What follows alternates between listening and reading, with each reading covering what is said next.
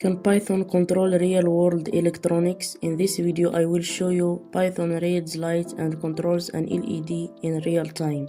This is a simple but powerful project using Python and Arduino.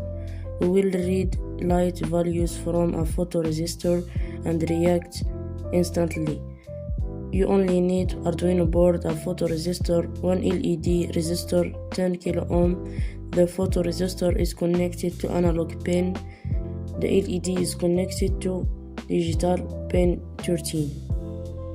Python reads the sensor value. When light changes, the LED changes. Let's test it. Dark room, the LED is on. More light, the LED is off. Python can control real electronics, not only software, real hardware. This idea is used in smart lights. Subscribe for more simple projects.